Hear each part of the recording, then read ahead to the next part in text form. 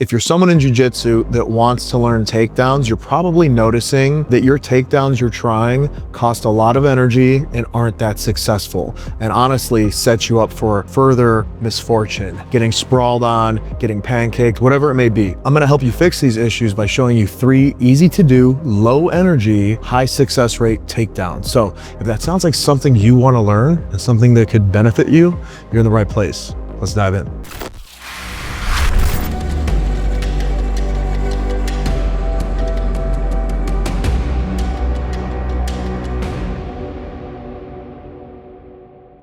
Now, I've been doing jiu-jitsu for about a decade, and I do come with a long wrestling background, and I know how tiresome some takedowns can be. And if you're new to the takedown world, you may be trying some of the takedowns that you learn right away, which are the double leg, the single leg. And if your opponent has good defense, if your opponent has a good sprawl, this leaves you in a bad position and digging for a takedown that you might not get, which leaves you gassed and stuck underneath a dominant position from your opponent. So I want to give you some takedowns that I like to use based off my wrestling experience and jiu-jitsu experience that not only work in here, but they work in competition. Basically, it all comes down to energy expenditure, risk management, and techniques that are easy to remember under pressure. So with that, the first one is the ankle pick. Now, if you know the ankle pick and you're having a hard time hitting it, you're probably doing parts of this or most of it incorrectly. So as we check the example, I'm going to show you how most people do this that struggle. They get their collar tie, they try to drop their level, and they try to grab that front ankle. Now, when I'm doing this, you can see my head leaving his head, right? When I'm doing the ankle pick, I want my ear next to his ear the whole way. Now, if I'm only relying on my collar hand, the one that's on his neck or his head, to maintain ear-to-ear contact, there probably will be head separation, which totally decomposes or degrades the structure of this takedown. It makes it very weak. If our heads separate, this becomes a very weak attempt, and it's very easy to defend, and it puts you in a bad spot to end up on your back. So as we check the example, a couple things to fix. I'm not grabbing the base of his neck. That's very sturdy. If I try to pull down on that, his posture is going to be super strong, and I'm not going to be able to fold him forward the way I want to. Instead, I need to grab more closer to the top of his head or the crown of his head. I've talked about the tip of the branch principle in the past. With those of you who have been here a while, you'll know what I'm talking about. Where's a branch its weakest? At its very end. Well, the human body is the same way. If you're pulling on the base of a branch, you're not going to get any movement there. But if you grab the end of the branch, that's where all the movement is. So think about the head as a branch. Grab closer to the end, and you're going to get a lot more play in that neck. And if I can fold his head forward, he's going to be much more easy to take down. This is also great for taxing your opponent.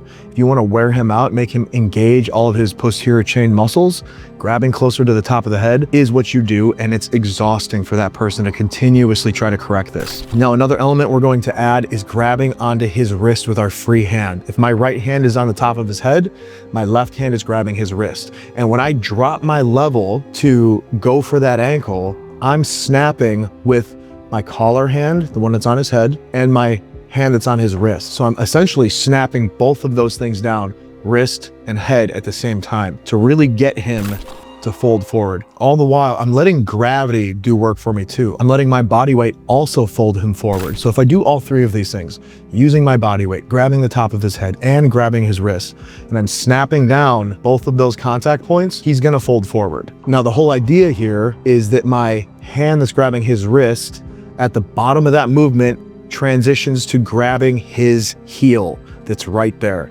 And if you do it correctly, it's so easy. And now some of you that have been practicing ankle picks probably understand that sometimes it can be difficult to get your opponent to step forward with the foot you want. And there's a little known trick that I haven't really discussed before that will help you dictate which foot he steps forward with first. Now, it might be hard to see this in the video, but what I'm going to do is if I want him to step forward with his right foot, I'm going to lean my body weight to the right, which loads up his left foot. I'm loading weight into his left leg, which essentially means his right leg is light. Now, when I move backwards with his left leg loaded up with weight, naturally it's easier to step forward with his right foot.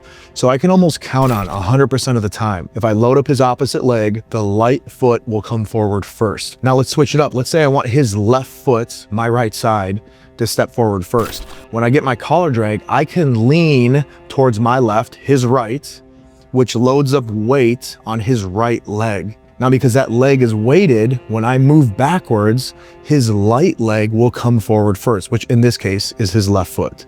So you can dictate which foot moves by making the other one heavy. This is a very effective, so effective it's kind of funny, because you can just control the match even that much more with a slight technique adjustment. And it'll make your ankle picks so much easier to get, because when you want him to step forward with the right foot and he keeps stepping forward with the left, that's frustrating. You don't have to deal with that. Just load up a leg and the light one's coming forward first. I like the ankle pick because it's easy, it's low energy, and if you mess it up, you're not in a bad spot. You come right back up into a defensive position and you're good to go.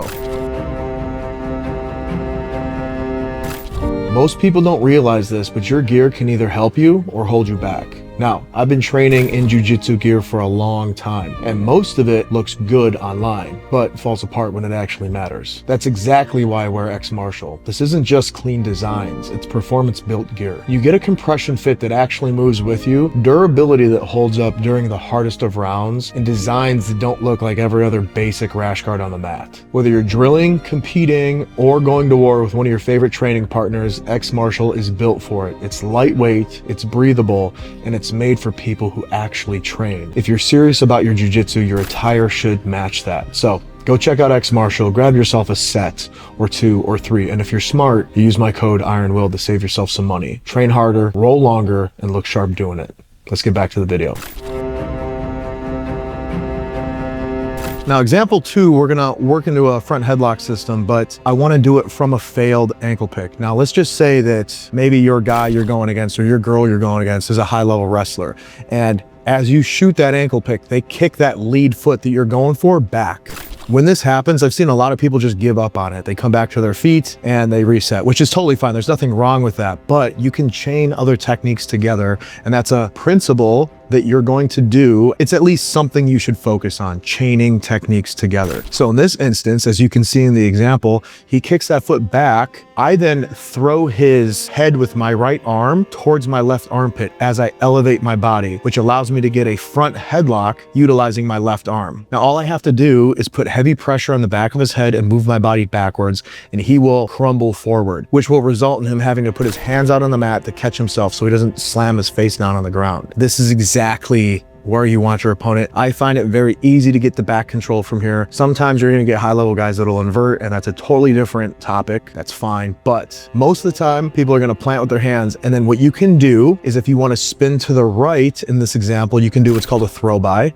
So your right arm will go in their armpit or next to their head. And as I start to rotate towards the back, I then throw my arm really hard into their body, whether that's their armpit or their neck, and shuck him by me, which will result in 2 things. Either his body will go flying in the direction I'm throwing my arm, or it'll just help propel me faster to the back. If he's bigger and heavier, maybe he's very sturdy in that position, it'll help me propel myself faster to back control. Or in the wrestling world, they would call this referee's position. Now, if you've tried that technique and you don't like it or you don't feel confident in it, that's fine. We have other options. I can go the other direction, and with my left hand, I'm just gonna put that on his right tricep, and as I spin to his back from that position, it prevents him from being able to raise that arm and catch me. Now, as we check the example, if I don't block that tricep and I go to spin to his back, he's gonna catch me with that right arm, and he's potentially gonna turn this into a single leg, or he's gonna bulldoze me over onto my butt, and he's gonna be able to pass my guard from there. All things we don't wanna deal with and don't have to deal with if we simply just block the arm. You don't have to have a ton of experience to get this right. Just try it, rep it a few times, incorporate it into your sparring if you can, and I'm confident that you'll find that this is fairly easy to do with a little bit of practice.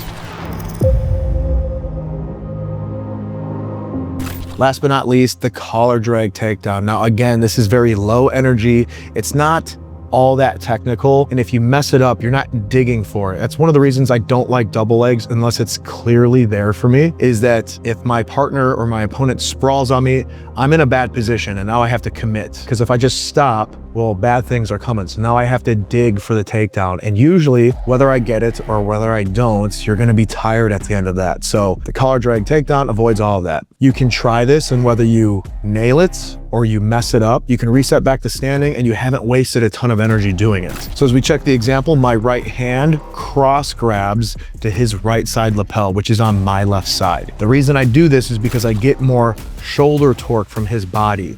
If I grab the same side, he's a bit more sturdy, but if I cross grab, I have a lot more leverage in turning his upper torso, which is exactly what we want. Now, the next step is to step sideways and out of the way. I'm also sitting to my butt, or really technically my hip. And as I'm going down, I'm going to stick my right foot in front of his far side foot, essentially his ankle area, because what's gonna happen is I'm gonna be pulling him forward with his gi. He's gonna wanna step, but he can't because my foot is there, which is gonna result in him tripping and falling. And then from there, it's very easy to stay connected to his gi with my grip and pull myself up into kesekatami or some variation of side control. A really important part of this takedown is that you're stepping out of the way, so you're not pulling your opponent on top of you. If you pull your opponent on top of you, don't be surprised when it doesn't work. You need to step out of the way. It's a very quick movement. We're stepping laterally, and as we step laterally, we're dropping to our hip, and at the same time, we're blocking that outside foot of his. I also want you to think about pulling on his lapel like you would when you're starting a lawnmower that won't start. I'm giving a good hard pull on that lapel. I'm not just using my body and sitting down in it. I'm starting a lawnmower on his lapel. And if you do this right and you really commit to it, you full send it, he has no choice but to fall down on the ground and put himself in a position that's easy for you to get into kesekatami or side control. And because this doesn't put you in a bad place when you mess it up like you would in a double leg scenario, it's a fantastic takedown option for you to put in your back pocket. If you're not trying this one yet, highly recommend you get some reps on it.